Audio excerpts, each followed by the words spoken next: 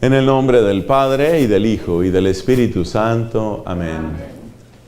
Dios te salve María, llena eres de gracia. El Señor es contigo. Bendita tú eres entre todas las mujeres. Bendito es el fruto de tu vientre, Jesús. Santa María, Madre de Dios, ruega por nosotros pecadores, ahora y en la hora de nuestra muerte. Amén. En el nombre del Padre, y del Hijo, y del Espíritu Santo. Amén. Cuando los judíos hablan de la Escritura o de las Escrituras, ellos utilizan la expresión la ley y los profetas. Así, por ejemplo, Jesucristo, cuando se va a referir a todo lo que nosotros llamamos Antiguo Testamento, Él utiliza esa expresión, la ley y los profetas. Otras veces se dice la ley, los profetas y los escritos. Esa otra expresión, los escritos, se refiere sobre todo a los libros sapienciales, por ejemplo, el Eclesiastés, el Cantar de los Cantares, los Proverbios, el libro de los Salmos. Entonces, ya que hemos hecho algunas aclaraciones sobre lo que llamamos la ley, ahora queremos dirigir nuestra atención hacia lo que son los profetas. Los profetas. Muchas personas consideran que cuando hablamos de profetas, hablamos de gente que es capaz de adivinar el futuro. Esa es la idea que muchas personas tienen. El que adivina el futuro es un profeta.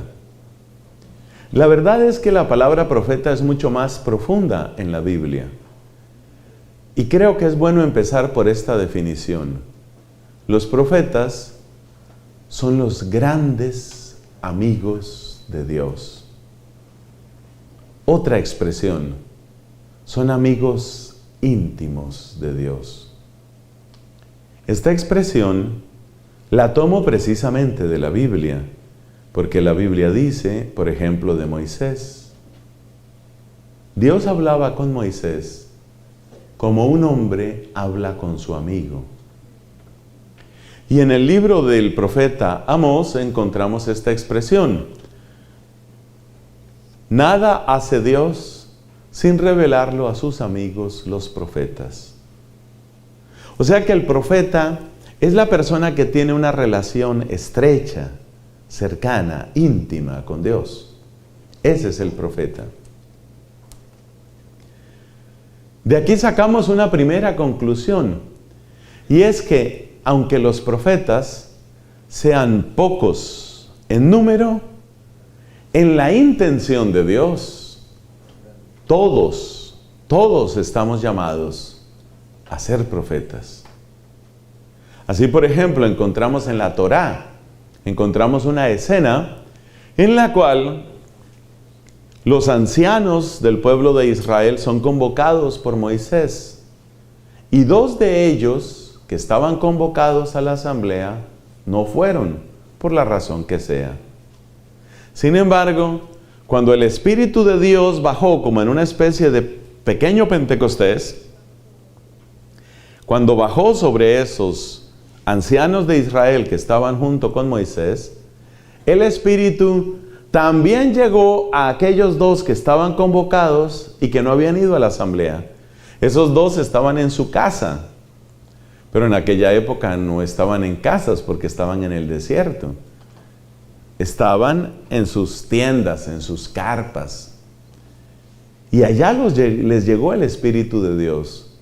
Entonces Josué, el ayudante y servidor de Moisés, le dice a Moisés, oye, están profetizando, fulano y sutano están profetizando allá en su casa, allá en su tienda. Hay que impedírselo. Y Moisés dice, ¿estás celoso de mí? Y suelta esta frase que tú la vas a buscar después, no en este momento. Ojalá todo el pueblo fuera profeta. O sea que en la realidad los profetas son pocos, pero en la intención de Dios, los profetas deberían ser muchos. Es más, todos. En el libro del profeta Joel, en el capítulo 2, encontramos esta afirmación: derramaré de mi espíritu, dice el Señor, derramaré de mi espíritu sobre toda carne. ¿Eso qué quiere decir? Es evidente que en la intención de Dios, la profecía no debería ser algo escaso, sino algo muy abundante. ¿Por qué? Pues por la razón que hemos dicho. Si el profeta es el amigo de Dios, pues Dios quiere tener muchos amigos. Dios quiere que cada uno de nosotros sea amigo íntimo de Dios.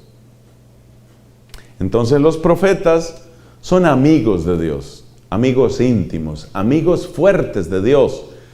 La gran Santa Teresa de Ávila, Teresa de Jesús, decía que los santos son los amigos fuertes de Dios. Me permito tomar esa expresión de esta gran doctora de la Iglesia para decir que Dios quiere tener muchos amigos fuertes, y eso es lo propio de los profetas. ¿Qué pasa con esta amistad? ¿Qué fruto produce esta amistad, esta intimidad con Dios? Esta intimidad produce que el profeta poco a poco va tomando el enfoque de Dios, la mirada de Dios. El profeta, debido a su cercanía con Dios, va adoptando la manera de ver de Dios. Hay un pasaje muy bonito que está en el primer libro de Samuel. Después de que Dios ha rechazado por desobediente al rey Saúl, Dios quiere elegir un rey diferente. Ese rey diferente va a ser el rey David. David era el 7º hijo, si no me falla la memoria, el 7º hijo de un hombre llamado Jesé, que era de la tribu de Judá. Jesé se llamaba él. Este hombre, Jesé, tenía todos esos hijos. Cuando Samuel, el profeta, llegó a la casa de Jesé, le dijo, pues, que Dios había elegido a uno de sus hijos para que fuera el rey. Pues Jesé se puso muy contento, por supuesto. Y Jesé estaba muy orgulloso de sus hijos, especialmente de los 3 mayores, que eran guerreros, eran soldados destacados en el ejército de Saúl. Entonces Jesé creyó que Dios había elegido a uno de sus muchachos grandes, fuertes, guerreros. Y entonces Samuel le dijo que quería ver a los hijos de Jesé. Y Jesé, con gran orgullo, le va presentando sus hijos, empezando por el mayor, primogénito, fuerte, guerrero. Pero Samuel dice, a este no lo ha elegido el Señor. Queda extrañado Jesé. Entonces le presenta al otro y al otro. Y en un momento dado Samuel suelta esta frase que nos interesa mucho. Samuel dice, la mirada de Dios no es como la mirada del hombre. Porque el hombre ve las apariencias, mientras que Dios ve el corazón. Dios ve el corazón. Fíjate cómo Samuel, que era un profeta, tenía esa capacidad de no quedarse ¿en qué? En las apariencias. Samuel no se queda en las apariencias, sino que Samuel participa de la manera de ver de Dios. Y por eso Samuel le dice, este no es, y este tampoco, y este tampoco. Y llega el momento en el que Jesé ya le ha presentado todos los hijos, y Samuel le dice, no quedan más hijos. Sí, queda uno que estaba por allá cuidando las ovejas. Se ve que Jesé no tenía gran predilección por su hijo David, lo veía quizás demasiado frágil, quizás demasiado sensible, quizás demasiado pequeño, y lo tenía destinado a un oficio que en aquella época era más bien bajo, es decir, a cuidar los rebaños. Lo que no podía imaginarse Jesé es que en ese oficio de cuidar los rebaños, David estaba aprendiendo las lecciones fundamentales para llegar a ser el gran rey de todo el Antiguo Testamento, porque en todo el Antiguo Testamento no hay un rey que se compare a David. Bueno, pero quedémonos sobre todo para los propósitos de este tema, quedémonos con la frase de Samuel: la mirada de Dios no es como la mirada de los hombres. O sea que el profeta va tomando poco a poco la mirada de Dios. ¿Mirada de Dios sobre qué? Sobre todo. Mirada de Dios sobre las personas. Mirada de Dios sobre las riquezas. Mirada de Dios sobre los fracasos. Mirada de Dios sobre los problemas. Un profeta va aprendiendo a mirar cada cosa con una perspectiva diferente. Por ejemplo, lo que es una terrible amenaza, tal vez el profeta lo mira como una gran oportunidad para que Dios se glorifique. Así, por ejemplo, cuando el rey Ahaz, en tiempos del profeta Isaías, estaba siendo atacado no por uno, sino por dos reyes poderosísimos, el rey de Israel y el rey de Asiria, se habían unido para atacar al rey de Judá. Ahaz era rey de Judá. Era una situación que humanamente era desesperada. Cuando se compara el tamaño del ejército del que podía disponer Ahaz con los ejércitos que se le venían encima, humanamente era una carnicería, era una masacre lo que venía. Pero el profeta Isaías le dice: no les tengas miedo. El profeta Isaías le hace ver a Ahaz que eso que humanamente se pensaría como un fracaso, en realidad iba a ser una gran victoria y gloria para Dios. Entonces el profeta tiene una mirada que podemos llamar una mirada penetrante, porque el profeta no se queda en las apariencias, porque el profeta ha aprendido a educar sus ojos en la mirada de Dios. Como sus ojos ven lo que otras personas no ven, también las palabras del profeta son palabras que resultan muchas veces extrañas, palabras que sorprenden, palabras que incomodan. ¿Por qué incomoda la palabra del profeta? Porque el profeta lee la historia humana desde el ángulo de Dios. Es decir, ¿cómo queda Dios en esta escena? Esa es la gran pregunta del profeta. Si yo fuera usted, yo escribiría esa pregunta, porque esa pregunta es la que determina casi todo el comportamiento, si no todo el comportamiento de los profetas. Repito la pregunta: ¿cómo queda Dios en esto? ¿Cómo queda Dios en esto? Es decir, el profeta se convierte en el centinela de los intereses de Dios. La expresión centinela o vigilante es una expresión muy apropiada, porque precisamente uno de los profetas, llamado Ezequiel, fue llamado así. Ese fue el nombre que le dio Dios. Te he puesto como centinela sobre la casa de Israel. ¿Centinela para qué? Para que proteja los intereses de Dios con su pueblo. Pero ¿qué pasa?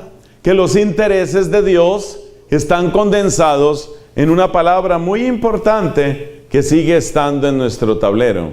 Y esa palabra importantísima es la palabra alianza. Algunos están inseguros, otros tomaron poco café en la mañana. Entonces, aquí entra otra frase que es muy importante. El profeta es el gran custodio de la alianza. El profeta custodia la alianza.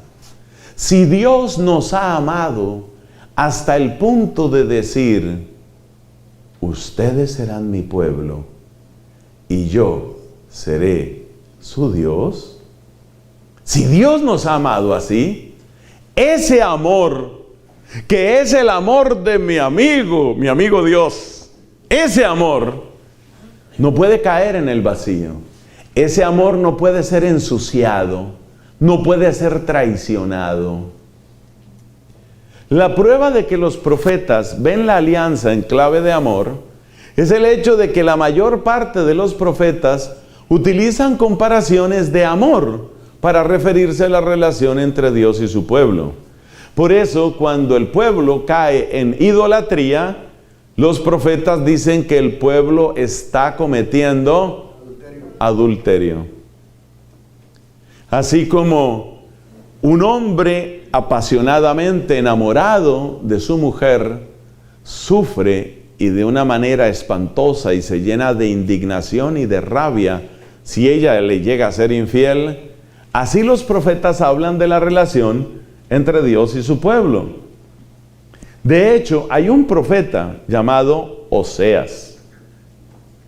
Oseas fue un profeta que sufrió mucho porque él estaba perdidamente enamorado de una mujer llamada Gomer. Esa mujer, que fue su novia, que luego fue su esposa, era o extremadamente infiel o una mujer que él había conocido en el mundo de la prostitución. Lo cierto es que para Gomer era demasiado difícil ser fiel a su esposo. Y Oseas sufría de manera atroz por las infidelidades de su mujer Gomer. Ese sufrimiento de Oseas es la imagen del sufrimiento de Dios, que nos ha amado a nosotros, su pueblo, nos ha amado con un amor fiel, con un amor constante, con un amor tierno, puro, delicado. Con amor eterno te amé, dice Dios. Con amor eterno te amé. Y ese amor que es eterno, grande, puro, alto, santo, es un amor que queda traicionado cuando el ser humano le da la espalda a Dios y se vuelve a otros dioses, cosa que sucede particularmente con la idolatría, pero que de hecho sucede cada vez que nosotros cometemos pecado. La definición que da el gran obispo San Agustín, por ahí había una mesa que estaba bajo la protección de San Agustín, no sé si se fueron todos o quedaron. No, ahí están, mire. Ahí están, San Agustín. Ahora cambiaron las mesas, aquí está San Agustín, véalo. Entonces, decía San Agustín que el pecado es darle la espalda a Dios y volverse hacia las criaturas. O sea, poner algo por encima de Dios. Y el mismo santo decía que entonces la conversión siempre implicará darle la espalda a las criaturas, por lo menos algunas, por darle su lugar, por devolverle su lugar a Dios. Eso se oye más bonito en latín. El pecado es aversio a Deo, et conversio ad creaturas. Y la conversión es aversio a creaturis, et conversio ad Deum. Eso nos dice San Agustín. Entonces los profetas son los custodios de la alianza. A ellos les preocupa, les interesa la alianza. Usted, que es una persona inteligente, ya se está dando cuenta que la palabra alianza no solamente era importante en la Torá, en la ley, sino que la palabra alianza también es una palabra muy importante en los profetas. De hecho, la palabra más importante de todo el Antiguo Testamento es la palabra alianza. Pero ahora le tengo una sorpresa. La palabra alianza en griego se dice diatheke. Eso se escribe como se oye diateque, pero con TH, diatheke.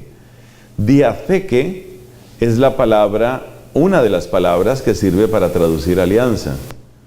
Y ahora le voy a contar una cosa. La palabra diatheke, cuando fue traducida al latín, se tradujo como testamentum. ¡Oh! ¡Sorpresa! Eso quiere decir que cuando nosotros decimos que la Biblia tiene el Antiguo Testamento y el Nuevo Testamento, en realidad lo que estamos diciendo es que tiene la Antigua Alianza y la Nueva Alianza. Pero hay otro modo más bonito de decirlo, por lo menos a mí me gusta más. La Biblia está dividida en dos partes: la primera alianza y la última alianza. Ese es otro modo de decir. ¿Cuáles son las partes de la Biblia? Las partes que tienen que ver con la primera alianza, los libros que tienen que ver con la primera alianza, y los libros que tienen que ver con la última alianza. La alianza nueva y eterna, la que se celebró en la sangre de Cristo. Entonces, hermanos míos, los profetas son custodios de la alianza. Miran el mundo desde ese lente particular. Es como si en todos estuvieran preguntando, ¿y cómo queda Dios aquí? ¿Y qué va a pasar con los intereses de Dios aquí? ¿Y la gloria de Dios aquí qué? ¿Y lo que Dios quiere importa? Esas son las preguntas que tienen sin cesar los profetas. Esto se parece mucho a lo que puedes sentir. Hablemos de otras personas que están llenas de amor. Las mamitas, las mamás están llenas de amor. Una mamá está repleta de amor por sus hijos. Vamos a suponer que una mamá, después de tener muy cerca a su hijito del alma, resulta que el muchacho se fue a estudiar a otro estado y se fue a trabajar a otro estado y se estableció en otro estado. Y entonces la mamá sabe que su hijito del alma está a miles de kilómetros de ella. Y el hijo le cuenta cosas: estoy bien, no te preocupes mamá, estoy bien, ya estoy haciendo amigos, tengo un buen trabajo. Le manda algunas fotos del apartamento donde está viviendo. Finalmente la mamá no se contenta con fotos. Yo tengo que ver cómo está. Entonces la mamá va allá y se mete ese viaje de no sé cuántos kilómetros. Y llega allá.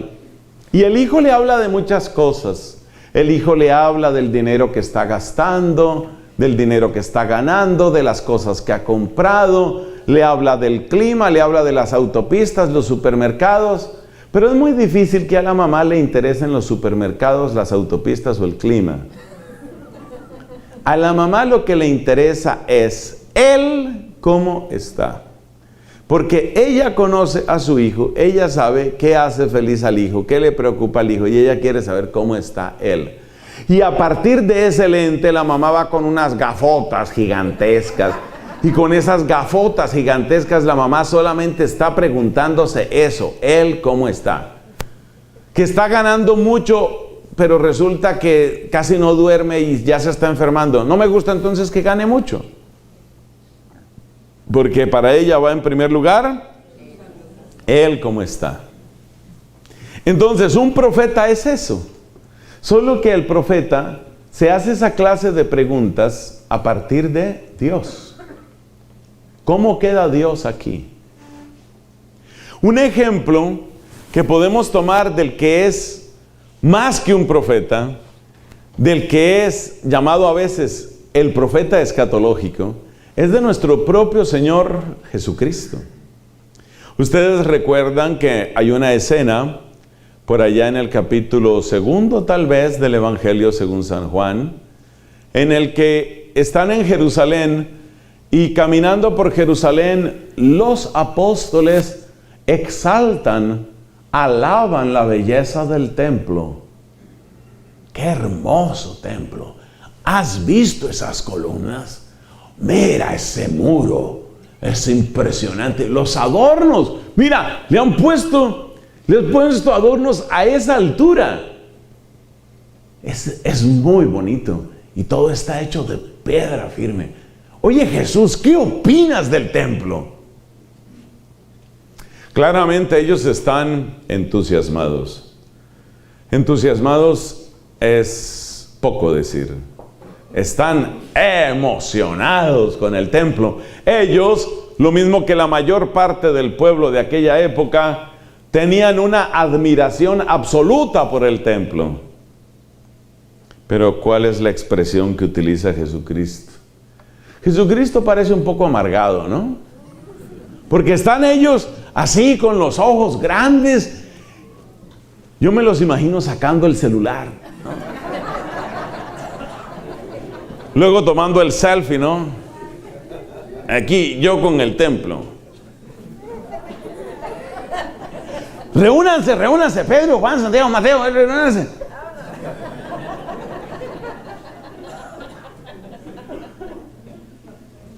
Están ellos sacándose selfies con el templo y Jesús les dice, ¿ya vieron todo eso? Sí. ¿Qué te parece? Pero no saliste en ninguna foto. ¿Qué te parece, Jesús? ¿Ya vieron todo eso? Sí, que lo vimos. De todo eso, no quedará piedra sobre piedra. Ellos bajan la mirada.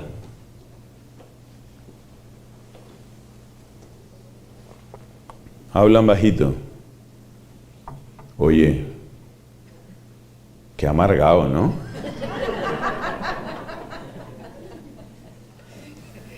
Qué amargado. El profeta se vuelve una persona incómoda porque como su mirada ve las cosas desde el ángulo y la perspectiva de Dios, el profeta fácilmente descubre incoherencias, pecados, ingratitud, rebeldía, incluyendo la rebeldía oculta. Porque la rebeldía manifiesta es fácil de ver, ¿no? La rebeldía manifiesta se nota. Demos una pequeña explicación sobre el templo y por qué los discípulos veían una cosa y Jesús veía otra cosa, aunque estaban viendo el mismo templo. Demos una pequeña explicación. Es fácil entender por qué ellos tenían esa admiración. Cuando usted piensa en las capacidades de construcción de esa época y usted piensa en esos muros gigantescos, en esos adornos, en esa explanada, usted dice, es admirable. O sea, como obra de ingeniería, de arquitectura, de arte, es admirable. ¿Qué era en cambio lo que veía Jesús? Ese templo lo habían estado construyendo durante 46 años. La construcción la había empezado un Herodes y la había terminado otro Herodes, hijo del anterior. El primer Herodes fue el que mandó matar a Cristo cuando era un bebé. Y el segundo Herodes era, como su papá, era otro impostor. Aquí empieza la cosa a complicarse. Resulta que Dios había prometido, en el segundo libro de Samuel, capítulo 7, Dios había prometido que un descendiente de David estaría siempre en el trono. Y el primer problema que tenemos con los Herodes, sea el papá o sea el hijo, es que ninguno de los dos tenía nada que ver con la familia de David. O sea que si Herodes era rey, pero Herodes no tenía nada que ver con la familia de David, ¿usted qué deduce? Que era un impostor. O sea que ya empezamos muy mal. No solamente eran asesinos, porque de hecho habían tratado de matarlo a él, a Jesús, sino que además era un impostor. Pero aquí viene otra cosa que también es muy grave, pero terriblemente grave. ¿Sabes qué pasa?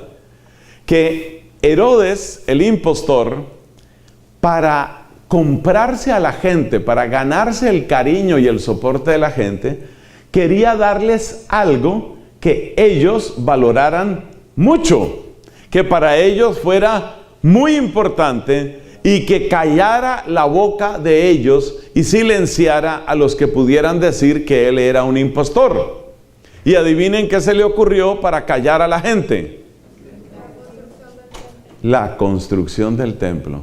O sea que ese templo tan bonito, aunque era espectacular en cuanto a construcción humana, en realidad era un soborno. Era una manera de comprarse a la gente. Era una manera de causar en la mayor parte de la gente lo que de hecho causó en los apóstoles. ¿Qué fue lo que causó? Admiración. Y hay otra palabra que es muy difícil de descubrir, pero ustedes que seguramente tienen el Espíritu Santo, porque cuando yo entré aquí estaban que pedían Espíritu Santo de una manera bárbara. Ustedes pueden encontrar esa palabra. Herodes no solo quería causar admiración, sino quería que ellos se sintieran como en deuda, esa está muy buena, que ellos se sintieran orgullosos. ¿Quién lo dijo? Por allá está, muy bien, felicitaciones. Él quería que ellos se sintieran orgullosos. Eso es muy propio de Satanás. Satanás, cuando quiere envenenarte, quiere que te sientas orgulloso. Donde tú veas la palabra pride, y el que me está oyendo sabe de qué estoy hablando, be very careful. Porque la palabra orgullo es una manera de confirmarte en lo que tú haces, en lo que tú dices, en lo que tú sientes, en lo que tú piensas. Y si tú haces, dices, sientes o piensas lo que está equivocado y estás orgulloso, tú sigues en tu error. ¿Se entiende? Entonces, Herodes era una persona muy inteligente, tenía muchos defectos, era corrupto, lujurioso, vengativo, supersticioso, pero nada de eso le había quitado una astucia serpentina. Este Herodes, con su astucia, sabía que tenía que darle a la gente algo de lo que ellos se pudieran sentir orgullosos. Porque cuando una persona se siente orgullosa de algo, se confirma en su comportamiento, se confirma en su pensamiento, se confirma en su sentimiento. Por eso hay que tener mucho cuidado con la palabra orgullo. En Estados Unidos, en inglés sobre todo, la palabra proud es una palabra que se utiliza de una manera demasiado amplia para mi gusto. Porque a veces la palabra proud, o sea, me siento orgulloso, I'm very proud. La palabra proud a veces tiene que ver con cosas buenas, pero a veces proud tiene que ver con cosas muy malas. Y de ambas cosas tú te puedes sentir very proud. Entonces, yo nada más les advierto, tengan cuidado con la palabra proud y con el sustantivo pride, el orgullo. Tengan cuidado con eso. Porque a veces uno se siente orgulloso de cosas de las que debería sentirse avergonzado, ashamed. And you say you are very proud, but you should feel ashamed. Entonces, ten cuidado con eso.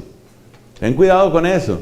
Porque el demonio utiliza mucho el orgullo en ese sentido para confirmarte en el error, para mantenerte atornillado en el pecado. Y Herodes tuvo una estrategia que le salió muy bien. ¿Y cuál fue su estrategia? Le voy a dar a esta gente algo de lo que se sientan muy orgullosos. Y cuando ellos se sienten muy orgullosos, ellos van a estar muy unidos a mí y a nadie se le ocurrirá cuestionar who the king is. Nadie va a preguntar quién es el rey. ¿Por qué? Porque yo les he dado algo absolutamente maravilloso. Entonces, volvamos a los apóstoles y a Cristo. ¿Qué era lo que veían los apóstoles? ¡Qué construcción tan bonita! ¡Qué columnas tan grandes! ¡Qué tallas tan bien hechas! ¡Qué muros tan altos! ¡Qué espacio tan bien distribuido! Ellos se quedaron en las apariencias. En cambio, Jesús es como si tuviera rayos X. Jesús está viendo en la profundidad. Jesús ve que toda esa construcción es un inmenso fetiche. Es una inmensa mentira, es un espantoso soborno. Jesús ve detrás de cada una y dentro de cada una de esas piedras la mentira apestosa de Herodes. Por eso Jesús se da cuenta de que eso está construido, aunque es piedra, no está construido sobre piedra. Aunque es roca, no está construido sobre roca. Jesús se da cuenta de que el tal templo ese está construido sobre una mentira. Y Jesús sabe, como buen profeta, como rey de los profetas, como adorable y santísimo Señor que es, Jesús sabe lo que está construido sobre mentira caerá. Caerá porque caerá. Eso no tiene verdadero soporte. Eso no tiene verdadero sustento. Así de sencillo. Si tú pasas por una ciudad y te muestran un edificio que tiene 3 pisos y ya están haciendo el cuarto, ya un edificio de 4 pisos pesa muchísimo. Y tú dices, porque eres ingeniero, y tú dices, bueno, ¿y cómo hicieron la cimentación? Y te dicen, no, en este caso utilizamos una nueva técnica que simplemente se empieza a trabajar desde el asfalto, se empieza a echar la pared. No le pusieron cimiento a esto. No, esta es una nueva tecnología que simplemente uno va trayendo los ladrillos y los va poniendo y va subiendo. Oye, eso está grave. ¿Y qué cemento usaron? Es que esta es una nueva tecnología que no se usa cemento. Tú vas poniendo los ladrillos, ¿sí? Los vas amontonando. Entonces pones el otro ladrillo. Mira, si te fijas ahí, te das cuenta, mira, ahí no tiene nada de cemento, pero los están bien puestecitos. Ok. ¿Y qué gente se está suicidando ahí? No, mira, ya tenemos 24 familias que están viviendo ahí. No tiene cimiento y no tiene cemento. Eso es lo que llaman un accidente esperando suceder, no an accident waiting to happen, ¿no? O sea, ¿cómo se te ocurre eso? ¿Qué sentido tiene eso? Y te dicen, no, pero mira, está bien, mira, funciona. A ver, allá, le voy a decir a mi mujer que se asome. ¡Hey! Rosita, asómate. Y ella se asoma y se caen 3 ladrillos. Te he dicho que no te asomes así. Ahora ya me toca reponer esos ladrillos. ¿Cómo está todo por allá? Muy bien, dice ella. Y cuando hace así se sacude todo el edificio.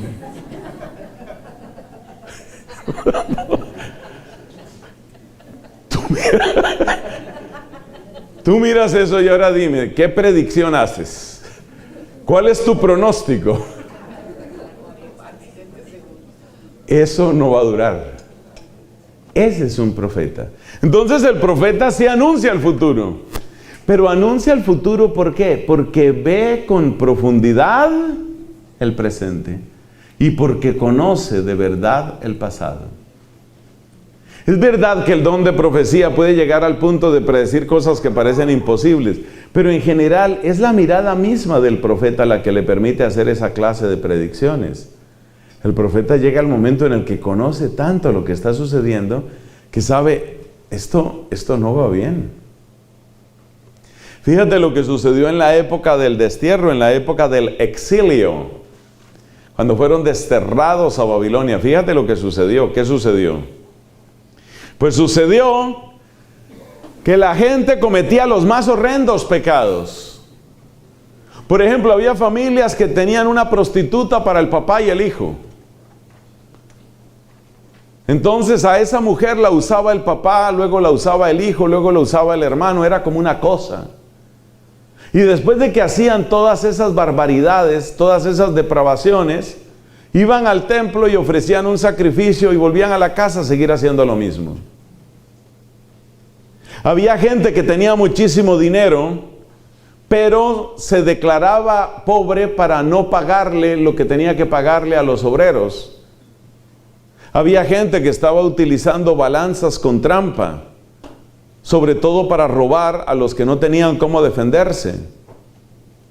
Y mientras todo eso estaba sucediendo, en el templo se seguían ofreciendo sacrificios y sacrificios. Y queme carne, carne quemada y más carne, y derrame sangre de víctimas.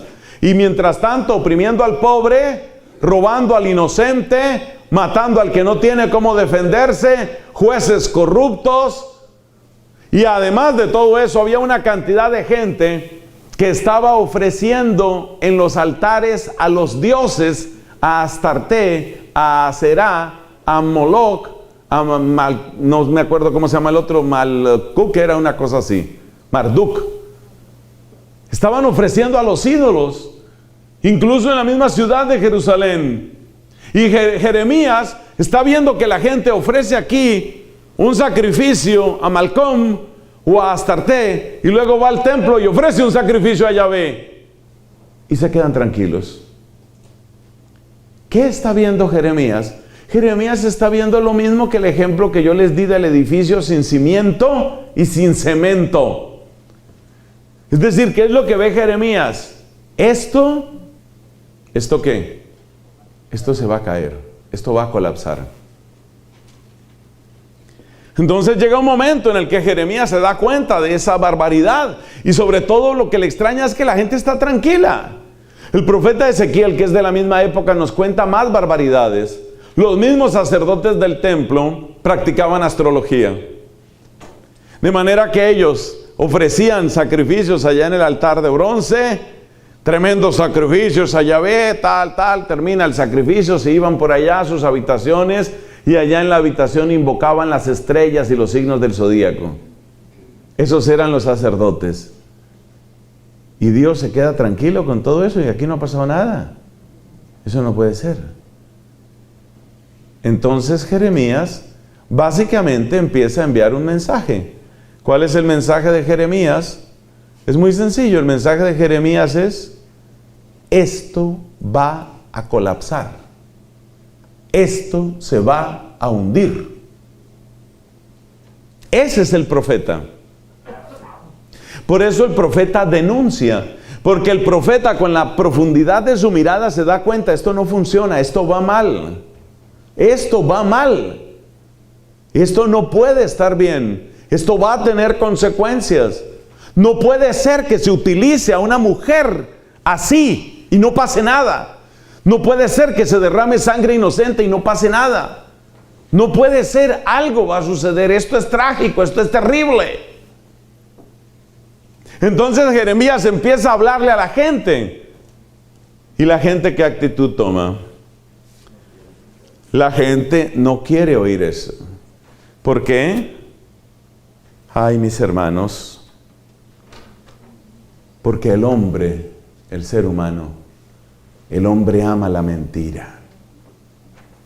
Amamos vivir engañados. Amamos la mentira.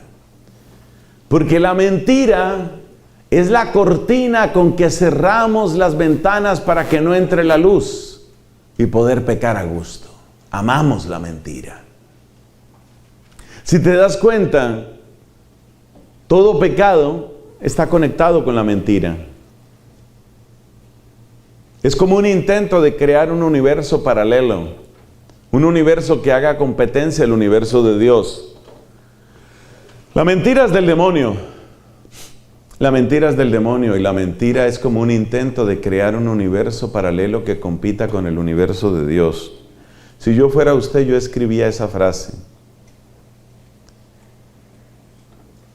Le repito la frase para que la copie. Es importante que usted termine el día con su muñeca cansada. Me preocupa que ayer vi mucha gente, salieron con su mano sin ningún problema. Yo pensé que iban a salir como haciendo ejercicio, alguna cosa. Entonces, la mentira es el intento de crear un universo paralelo que haga competencia al universo de Dios. Esa es la mentira. Esa es la mentira. Y mis hermanos, la mentira es del demonio. Porque precisamente lo que quiere Satanás es competir con el universo de Dios. O sea, Satanás quiere ganarle a Dios, cosa que es imposible, por supuesto. Satanás quiere ganarle a Dios. Como Dios tiene su universo y es el único creador, entonces Satanás intenta crear dentro de un universo que no es el suyo, sino que es el universo de Dios. ¿Intenta crear qué? Su universo. La mentira es un universo falso. Es un universo falso que trata de competir con el universo de Dios. Entonces tú date cuenta los distintos pecados y te das cuenta que todos son creaciones de universos paralelos. Esto se nota inmediatamente en los vicios. ¿Qué está haciendo la persona alcohólica? La persona alcohólica está huyendo a un universo donde él es el rey. Y allá en su universo compone una canción. Yo sé bien que estoy afuera. Claro, está en un universo paralelo.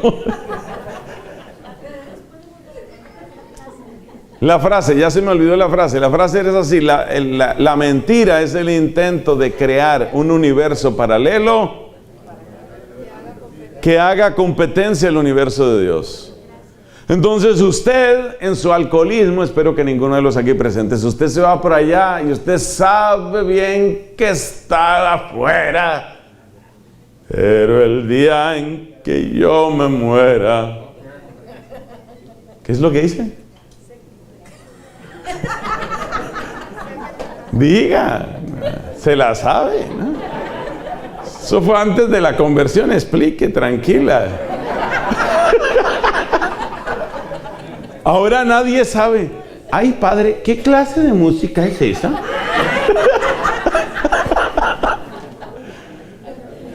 Todos inocentes. No los conociera uno. Entonces, los vicios que son un universo paralelo, Piense usted, por ejemplo, la pornografía. La pornografía es eso, un universo paralelo. En el mundo de la pornografía, el que está viendo la pornografía siente que tiene a su disposición montañas de placer. Tengo todas las mujeres, o todos los hombres, o todas mis depravaciones, todo lo puedo hacer, todo. Es una mentira. Se mete en un universo falso. Yo por eso les advierto a las parejas, porque hay gente que comete el gravísimo error de decir, utilicemos algo de pornografía un poco como para la excitación, para ponerle un poco de picante a la relación.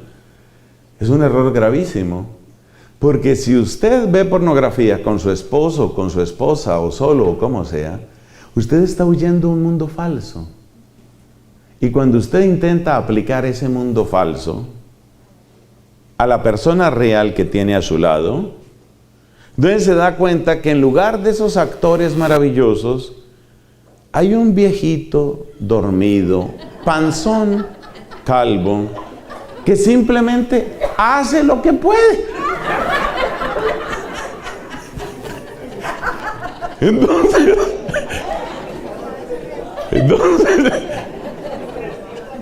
el aterrizaje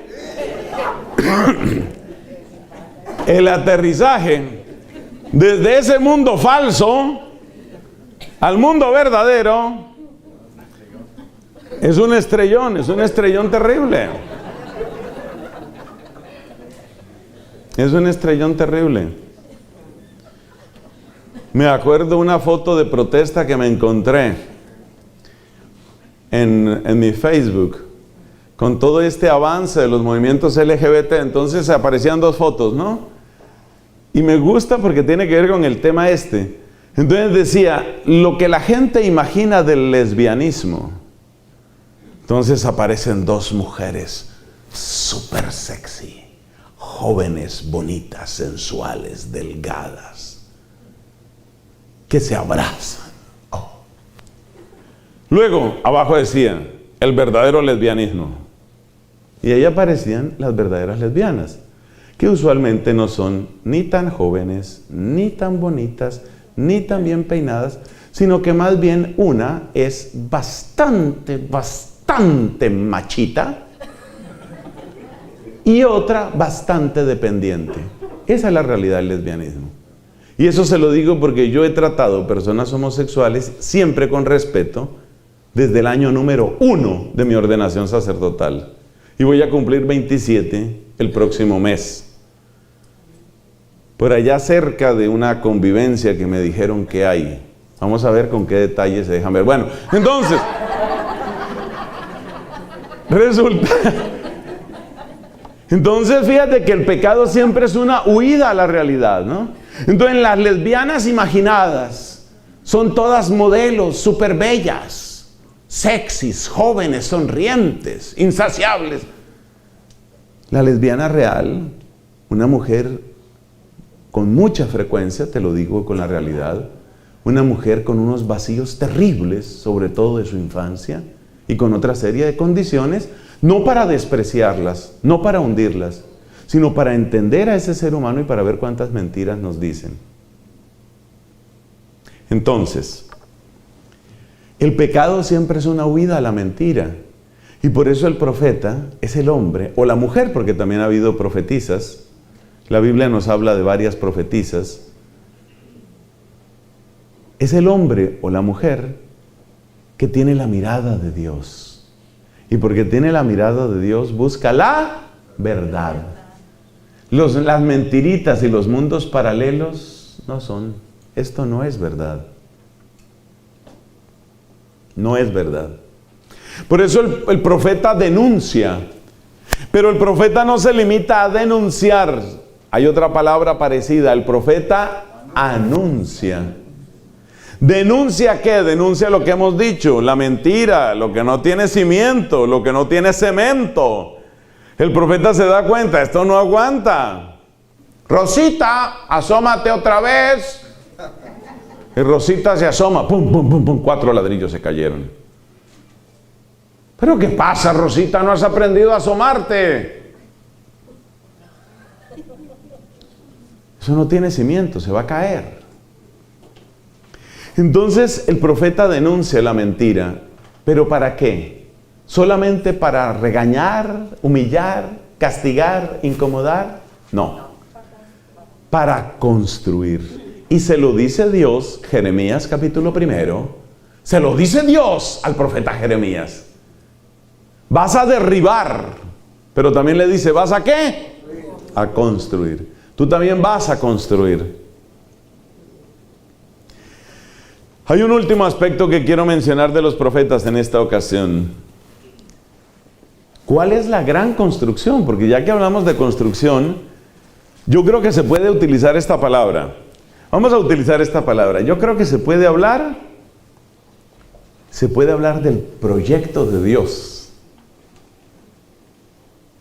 Es decir, el profeta lo que quiere es que se construya, ¿qué? El proyecto de Dios. ¿Y el proyecto de Dios qué es? Que la idea de Dios, la voluntad de Dios se cumpla. Hay un modo más bíblico y más hermoso de mencionar el proyecto de Dios. ¿Cómo se llama? El reino de Dios. Todos los profetas, mis hermanos, todos los profetas miran hacia una realidad, que Dios reine. De eso es de lo que se trata. Todos los profetas miran hacia el reino de Dios y por consiguiente todos los profetas anuncian esa época nueva, esa edad nueva en la cual Dios va a reinar. Lo que no podían imaginarse quienes anunciaban semejantes maravillas es que esas maravillas suponen también la victoria sobre la muerte. Sobre la muerte. Porque fíjate que la muerte parece ser el gran obstáculo y la gran burla a todos los planes de felicidad perdurable. La muerte siempre está ahí, atravesada. Entonces una pareja, piensa en la más hermosa pareja que te puedas imaginar. Se aman intensamente. ¿Y qué es lo que dicen cuando uno habla, por ejemplo, con ella y le dice, ¿usted qué desea? Yo quiero que nosotros envejezcamos juntos. que lleguemos a estar bien viejitos y bien juntitos. Pero usted quiere ser vieja. Querer no. Pero, como es inevitable que yo envejezca, entonces lo importante es que él envejezca también. Claro. Eso es como la señora que durante mucho tiempo oraba y le pedía a Dios: Dios mío, ayúdame a adelgazar. Cuando ya vio que no funcionaba mucho, empezó a orar: Señor, engorda a mis amigas. Entonces uno habla con esta señora y ella dice: que envejezcamos junticos, los dos, viejitos, bien viejitos. Pero la muerte siempre está ahí, a pesar de que envejezcan juntos. La pregunta más amarga, la pregunta que uno nunca debe hacer y que uno nunca hace es: ¿y cuál de los dos se va a morir primero? No, esa pregunta no se puede hacer. Pero la muerte siempre está ahí, siempre. Entonces, lo que no podían imaginarse los profetas, o solo entre brumas podían imaginarlo, es que también dentro del plan de Dios estaba la victoria sobre la muerte. ¿Y quién es el que va a traer la victoria plena sobre el demonio, sobre el pecado, sobre la muerte? Jesucristo, nuestro Señor. O sea que solo con Cristo se hacen realidad todos los deseos, los anhelos y las palabras de los profetas. Solo con Cristo. Por eso los profetas, sin Cristo, quedan como una promesa que nunca se cumplió. Sin Cristo, el Antiguo Testamento queda en un vacío espantoso. Entonces, ¿cierto? Es como el que está preparando una boda, pero nunca llegó la novia, nunca apareció el novio. Y pues sí, los pasabocas estaban muy buenos, y la torta muy grande y muy bonita, y la orquesta muy bien, pero nunca llegó el novio, nunca llegó la novia. Ese es el Antiguo Testamento sin el Nuevo Testamento. Porque toda la profecía custodia la alianza, pero el custodio de la alianza también se da cuenta de que no llegó, de que no llegó nunca el novio. ¿Cómo que no llegó nunca? Sí llegó. Había un hombre llamado Simeón. Simeón era un hombre justo y piadoso. Él iba muchas veces al templo a orar, oraba también en su casa. Yo no sé si lo que les voy a contar sucedió en el templo o sucedió en su casa. Un día que él estaba en oración, él sintió que Dios le hablaba. Tampoco sabemos qué edad tenía él cuando eso le pasó, pero Dios le habló a Simeón. Porque él, lo mismo que muchos otros, estaban esperando que llegara el ungido de Dios, el que iba a traer el reino de Dios. Y él estaba esperando eso, la llegada del reino de Dios. La verdad es que todos los judíos estaban esperando el reino de Dios, que es hacia donde apuntan todos los profetas. Todos apuntan hacia allá. Y él estaba esperando eso. Y en una oración, el Señor le hizo entender algo. Simeón, tengo un regalo para ti. Tú vas a ver al Mesías. ¿Quién sabe qué edad tenía Simeón cuando oyó eso? Tal vez era un joven, tal vez era un hombre adulto, tal vez ya era un hombre mayor. El hecho es que él recibió esa profecía. Él recibió esa profecía. Y un día, es decir, otro día, en oración, el Señor le dijo, ve al templo. Y cuando él estaba entrando en el templo, entraba también una parejita que llevaba un bebé para presentarlo a Dios. Y el Espíritu Santo le dijo, es él, son ellos. Y entonces Simeón se acercó, tomó a ese bebé que se llamaba Yeshua y dijo las siguientes palabras: ahora, Señor, según tu promesa, puedes dejar a tu siervo irse en paz, porque mis ojos han visto a tu Salvador, a quien has presentado ante todas las naciones, luz para alumbrar a las naciones y gloria de tu pueblo Israel. Era Jesús. Era Jesús. Él pudo ver al Mesías. Ya era un anciano cuando le pasó eso. Y luego volvió su corazón hacia aquella madre, la cual se llamaba María, y le dijo, y a ti una espada te atravesará el corazón. Y así quedará de manifiesto lo que hay en muchos corazones. Porque este está puesto en Israel para que muchos se levanten y otros caigan. Esas palabras jamás se le olvidaron a la Virgen Santísima. Todos los profetas miraban hacia ese momento. Todos los profetas miraban hacia el Mesías. Por eso cuando en Lucas capítulo 4, Jesucristo toma el rollo de la ley, el rollo del profeta Isaías, y lee aquel texto: el Espíritu del Señor está sobre mí porque me ha ungido para dar la buena noticia a los pobres. Cuando Jesús toma ese texto y lo lee, al terminar su breve lectura dice: hoy se cumple esta profecía al escucharla ustedes. Es decir, todo aquello que se estaba preparando, ahora tiene su realización. Y por eso Jesús también dijo en otra ocasión a sus apóstoles: saben, muchos reyes y muchos profetas hubieran querido ver lo que ustedes están viendo y oír lo que ustedes están oyendo. Hermanos, resumen. ¿Quiénes son los profetas? Los profetas son los grandes amigos de Dios.